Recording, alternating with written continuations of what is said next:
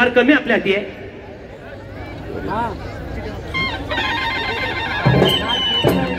आणि या ठिकाणी तुतारीमध्ये मानवंदना दिली जाते आणि देखावा सादर होतोय.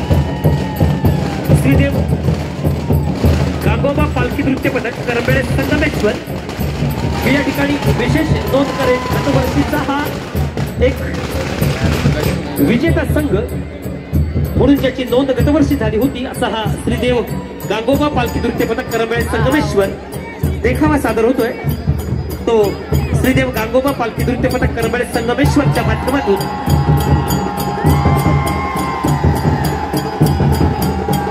छान असा देखावा आपण पाहतोय.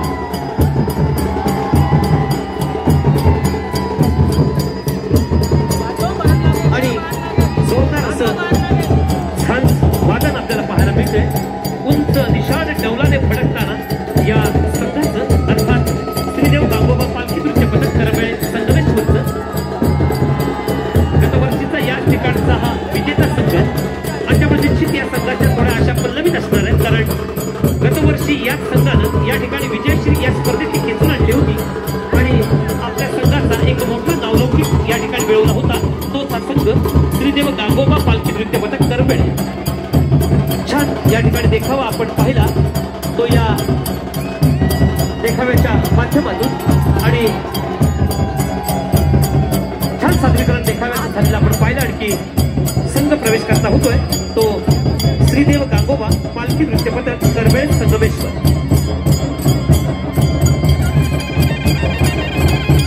सुंदर संकल्पनेतून हे पालखी नृत्य या ठिकाणी आणि अभूतपूर्व सकारात्मक असा भाविकांचा मिळणारा हा प्रतिसाद.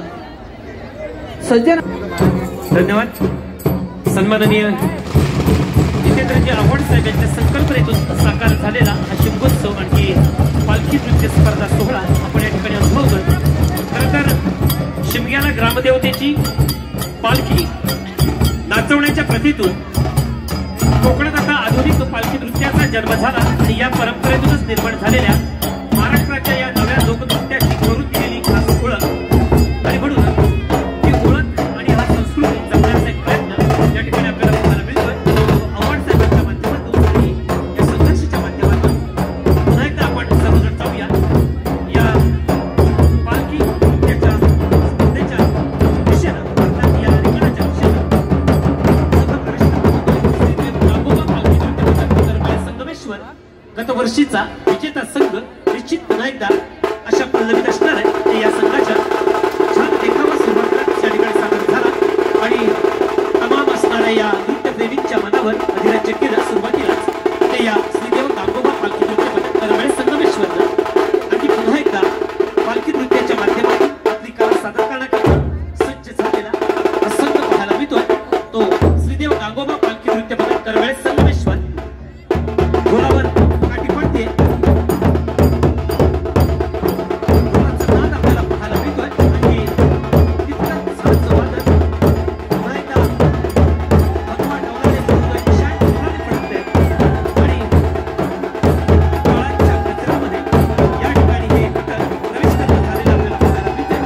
या रिंगणामध्ये तितकाच जल्लोष, तितकाच उत्साह आपल्याला पाहायला मिळतोय. तो या पथकाचा सुंदर वादन, सुंदर सदैव हे देखील आपल्याला पाहायला मिळतंय आणि पुन्हा एकदा छान सलामी दिलेली पाहायला मिळते ती या पथकानं. सूर ताल शब्द भाव या सुरेल गीतांच्या मधुर नजरांना आपणाला पाहायला मिळतोय. ही जागा देवाला आवडणारी जागा आहे. निसर्गाचं वरदान लाभलेली जागा समजली जाते. कारण सालाबाद प्रमाणे या ठिकाणी पालखी नृत्याचा कार्यक्रम इतका उत्कृष्ट पार पडतो. अभूतपूर्व सकारात्मक असा प्रतिसाद मिळतो. आजकाल समाजामध्ये भावनिक आणि वैचारिक स्थैर्याची गरज आहे. सुख आणि यश दोन्ही सर्व सुकृताची फळं आहेत. चिरंतन आनंद सुखासाठी सिद्धविचाराची गरज आहे. एकदा सुंदर असा मनोरा या ठिकाणी डोकीवर पालखी घेतलेली आहे आणि त्याच्यावर श्री नमस्कार करत आहेत. सर्वांनी टाळ्यांच्या गजरामध्ये सर्वांनी त्यांना साथ द्या. खरोखर सुंदर संकल्पनेतून हा मनोरा सादर केलेला आहे. अभूतपूर्व सकारात्मक असा भाविकांनी त्यांना प्रतिसाद दिलेला आहे.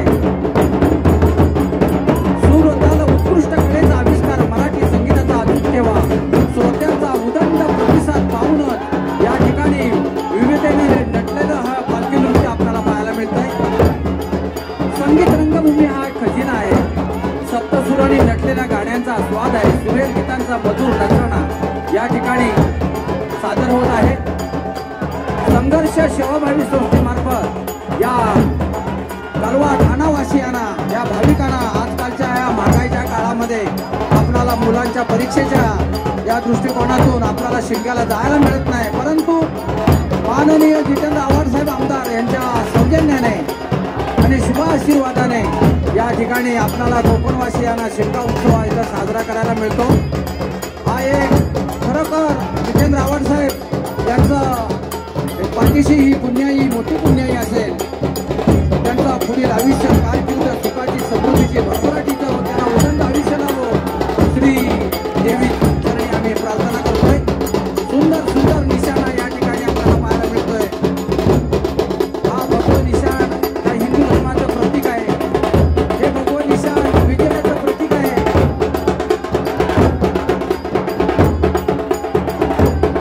सुंदर सुंदर सूर ताल शब्द भाव सुरेल गीतांचा मधुर नजराणा वाजंत्रीच्या मंगल सुरामध्ये विविध गाण्यांचा या ठिकाणी आपला सादरीकरण मिळतंय.